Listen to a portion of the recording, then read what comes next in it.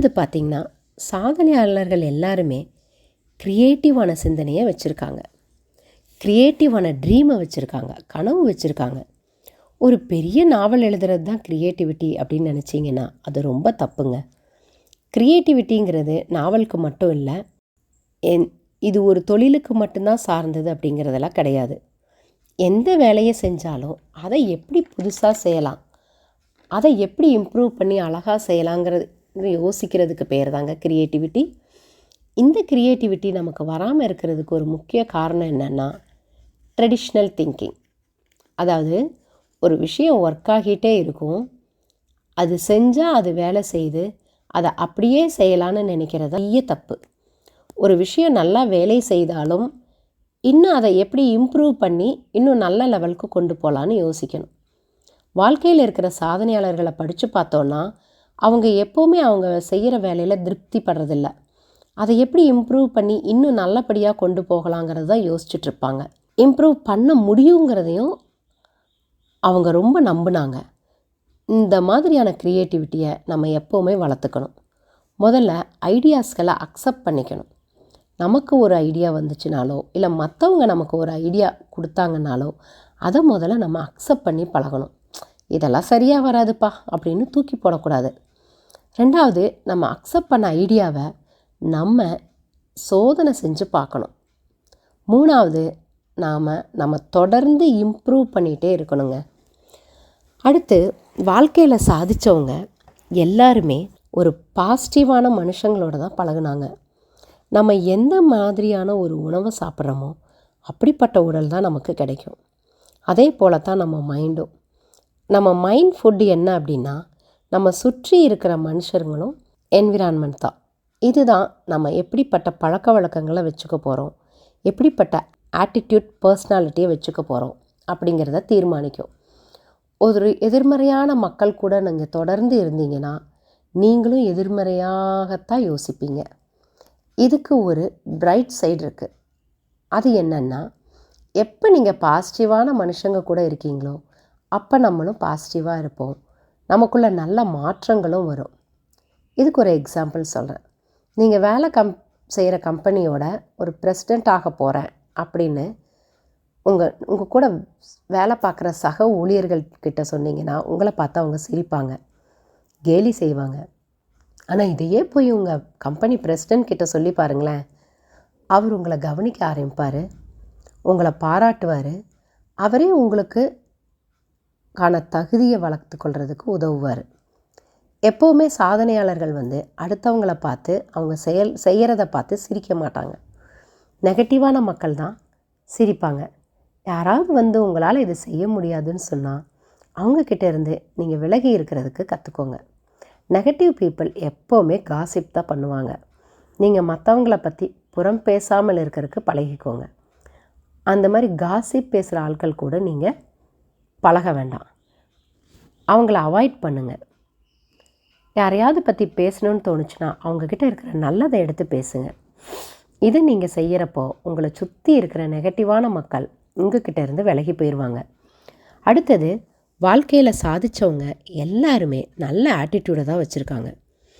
உங்களை எனக்கு ரொம்ப பிடிக்கும், உங்களை பார்த்தாலே எனக்கு கட்டுப்பாகுது, எனக்கு என் வேலை ரொம்ப பிடிக்கும், நீங்கள் எனக்கு ரொம்ப முக்கியமான நபர், இந்த மாதிரி விஷயத்த சொல்கிறதுக்கு மொழி அவசியம் இல்லைங்க. இந்த மாதிரியான விஷயங்களை சத்தமே இல்லாமல் உங்களால் பேச முடியும். அதுதான் உங்கள் ஆட்டிடியூட் மூலமாக பேசுகிறது.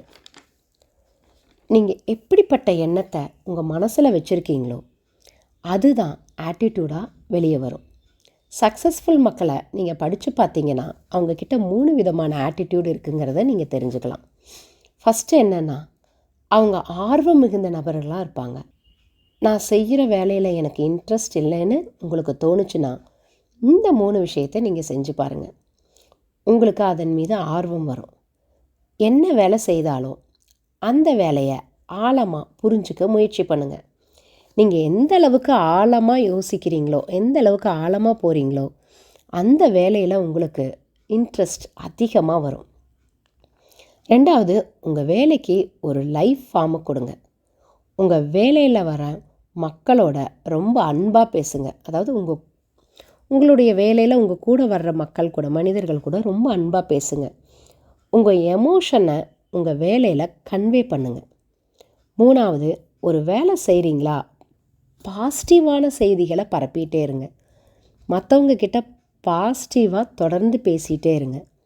யாராவது வந்து உங்ககிட்ட பேசிட்டு போகிறாங்கன்னா உடனே உங்களை நீங்கள் ஒரு கேள்வி கேளுங்க. இவர் வந்து என்னை பார்த்துட்டு போனதுக்கப்புறம் நான் கொஞ்சமாவது பெட்டராக ஃபீல் பண்ணுறேனா அப்படின்னு உங்களை நீங்களே கேட்டுக்கோங்க. அவரை பெட்டராக நான் ஃபீல் பண்ண வச்சுருக்கேனாங்கிறதையும் கேட்டுக்கோங்க. அப்போ அவரை பெட்டராக ஃபீல் பண்ண வைக்கிறதுக்கு நீங்கள் முயற்சி பண்ணிக்கிட்டே இருங்க. 2வது, நீங்கள் என்னோடய வாழ்க்கையில் மிகவும் முக்கியம் அப்படின்னு சொல்லக்கூடிய ஆட்டிடியூடு. உங்களை யார் வந்து பார்த்துட்டு போனாலும் அவங்க உங்களை ஒரு முக்கியமான நபராக பார்க்குற அளவுக்கு நீங்கள் ஃபீல் பண்ண வைக்கணும் அவங்கள. இந்த ஆத்தர் ஒரு நாள் பஸ்ஸில் போயிட்டுருக்காரு. அந்த பஸ்ஸோட டிரைவர் யார் வந்தாலும் முகத்தை சிடு சிடுன்னு கோபமாகவே வச்சிட்ருப்பாராம், கட்டுப்படிப்பாராம். ஆனால் ஒருத்தர் மட்டும் அந்த பஸ்ஸில் ஏறும்போது அவரை மட்டும் பார்த்து சிரிப்பாராம். அவர்கிட்ட மட்டும் ரொம்ப அன்பாக நடந்துக்குவாராம். இந்த ஆத்தருக்கு ஒரு சந்தேகம். அந்த நபரை கூப்பிட்டு, உங்ககிட்ட மட்டும் சிரித்து பேசுகிறாரே, என்ன காரணம் அப்படின்னு கேட்டிருக்காரு. நீங்கள் அப்படி என்ன பண்ணீங்க அப்படின்னு கேட்டிருக்காரு. அதுக்கு அந்த நபர் சொல்கிறாரு, நான் ஒன்றும் அவருக்கு எதுவும் பெருசாக பண்ணலைங்க. பஸ்ஸில் ஏறப்போ அவருக்கு ஒரு குட் மார்னிங் சொல்லுவேன். அது மட்டும் இல்லைங்க, இந்த டிராஃபிக்கில் எப்படி ஓட்டுறீங்க, ரொம்ப கஷ்டம். நீங்கள் செய்கிற வேலை ரொம்ப முக்கியம், ரொம்ப தெளிவாக பண்ணுறீங்க. எங்களையெல்லாம் பத்திரமா கொண்டு போய் ஒரு இடத்துல நீங்கள் சேர்க்குறீங்க எங்களோட இடத்துல அப்படின்னு அவரை பாராட்டுவேன் அப்படின்னு சொன்னாராம். மற்றவங்களுக்கு முக்கியத்துவம் கொடுக்கறது, அவங்கள முக்கியம் வாய்ந்த நபராக நம்ம ஃபீல் பண்ண வைக்கிறது, இது 2மே நமக்கு பயன்களை தரும். 1, அவங்க நமக்கு நிறைய உதவி பண்ணுவாங்க. 2, நமக்கு அவங்க முக்கியத்துவம் தருவாங்க. அப்படின்னா அடுத்தவங்களுக்கு முக்கியத்துவம் தரோம் அப்படிங்கிறத எப்படி கன்வே பண்ணணும், அவங்கள எப்படி ஃபீல் பண்ண வைக்கிறது? இதற்கு முதல்ல நீங்கள் அவங்கள பாராட்டணும். உங்களுக்கு ஒரு பாராட்டு வருதுன்னா அதை அவங்களுக்கு கைமாற்றி விடுங்க. 3வது, சர்வீஸுங்க. சர்வீஸ் தான் முக்கியம்னு நினைக்கிற ஆட்டிடியூடு. நமக்கு பணம் வேணும்னா பணத்திற்கான ஒரே வித சர்வீஸ் தான். ஏதாவது ஒரு வேலையை செய்கிறது மூலமாக தான் நம்ம பணத்தை அடைய முடியும். அதனால் நம்ம செய்கிற வேலையில் சிறப்பாக இருக்கணும்.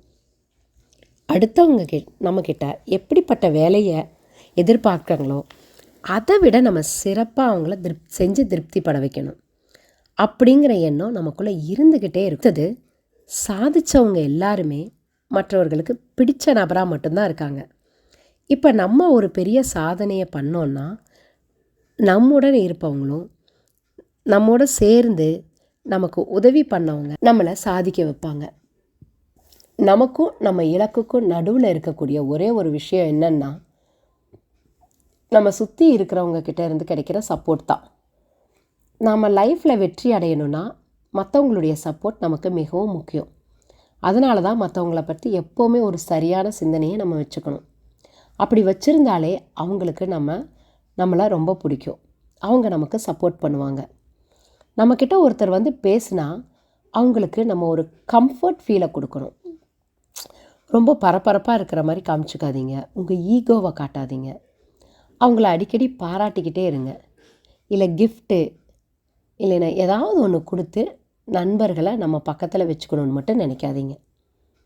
சாதனையாளர்கள் எல்லாருமே ஒரு செயல் விரும்பியாக தான் இருக்காங்க. இந்த ஆத்தர் ஒரு பெரிய கம்பெனியோட மேலாளர்கிட்ட வேலை வாய்ப்பை பற்றி நீங்கள் என்ன நினைக்கிறீங்கன்னு கேட்குறாரு. அதுக்கு அவங்க சொல்கிறாங்க, நம்ம நாட்டில் நிறைய தகுதியான நபர்கள் இருக்காங்க, ஆனால் அவங்க எல்லாரையும் நான் ஹையர் பண்ணுறதுக்கு ஒரே ஒரு தடை இருக்குது, ஒரு இன்க்ரீடியண்ட் எனக்கு மிஸ் ஆகுதுன்னு சொல்கிறாரு. அது என்னென்னா, எல்லாரும் குவாலிஃபைடாக இருந்தாலும் ஒரு செயலை செஞ்சு முடிக்கிறதுக்கான ஆற்றல் நிறைய பேர்கிட்ட இல்லைன்னு சொல்கிறாரு. அப்போ நம்ம ஏதாவது ஒரு செயலை செய்யணும் அப்படின்னா எல்லா சூழ்நிலையும் சரியான பின் தான் செய்யலாம் அப்படின்னு நினைக்கக்கூடாது. பர்ஃபெக்ஷன் இஸ் குட், பட் இந்த உலகத்தில் மனிதர்களால் செய்யப்பட்ட செயல் சூழல் எப்போவுமே பர்ஃபெக்டாக இருக்காதுங்க. ஸோ பர்ஃபெக்டானால் தான் நான் இதை செய்வேன் அப்படின்னு நம்ம வெயிட் பண்ணிகிட்டு இருந்தோம்னா நம்ம சக்ஸஸ்ஃபுல் பர்சனாக ஆகவே முடியாது. சக்ஸஸ்ஃபுல்லாக ஆகணும்னா ஒரு முக்கியமான விஷயம் இருக்குது. நம்ம இப்போ எப்படி இருக்கிறோமோ அப்படியே செய்ய வேண்டிய செயலை ஆரம்பித்து போக போக தொடர்ந்து நம்மளை இம்ப்ரூவ் பண்ணிக்கிட்டே போகிறது மட்டும்தான். இன்னொன்று, நம்ம ஆற்றலையும் இம்ப்ரூவ் பண்ணிட்டு போகணும். இதுதான் ஒரு சக்ஸஸ்ஃபுல் ஆகிறதுக்கு ஒரு ரொம்ப முக்கியமான காரணம். நான் இங்கே செயலை பற்றி பேசுகிறதுனால ஐடியா முக்கியம் இல்லைன்னு சொல்லலை. ஐடியாவும் ரொம்ப ரொம்ப முக்கியம்தான். ஆனால் ஐடியா மட்டும் போதாதுன்னு தான் சொல்கிறேன். இப்போ காலையில் திடீர்னு பெட்டை விட்டு எழுந்திருக்கணும்னா உடனடியாக எழுந்திரிச்சிடணும். ஆனால் அப்படியே எழாமல் நம்ம பெட்லேயே புரண்டு புரண்டு படுத்துக்கிட்டு 5 நிமிஷம் 10 நிமிஷம்னு யோசிச்சுட்டு இருந்தோன்னா காலையில் நம்ம எந்திரிக்கிறதுக்கு ரொம்ப கஷ்டமாக இருக்கும். எந்த ஒரு செயலை செய்கிறதா இருந்தாலும் உடனடியாக செய்கிறது தாங்க சிறப்பாக இருக்கும். நாளைக்கு பார்த்துக்கலாம் அப்படின்னு நம்ம நினச்சோன்னா நாளைக்குங்கிற ஒரு நாள் எப்போவுமே நம்ம வாழ்க்கையில் வராது. எந்த ஒரு வேலையை உங்களால் இன்றைக்கி செய்ய முடியும்னு நினைக்கிறீங்களோ அதை இன்றைக்கே கண்டிப்பாக செஞ்சுருங்க. நாளைக்கு செய்யலான்னு நீங்கள் நினைக்கிறதையும் இன்றைக்கே செய்யுங்க. அடுத்தது, சாதனையாளர்கள் எல்லாருமே தோல்வியை வெற்றியாக மாற்றுற குணமுடையவங்களாக தான் இருக்காங்க. அவங்களெல்லாம் பார்த்திங்கன்னா ஒரு கட்டத்தில் தோற்று போயிருக்காங்க. ஆனால் அந்த தோல்வியை எப்படி நம்ம வெற்றியாக மாற்றலாம், அந்த தோல்வியிலேருந்து ஏதாவது ஒரு விஷயத்தை கற்றுக்கிட்டு வாழ்க்கையில் எல்லாருமே முன்னேறி தான் வந்திருக்காங்க.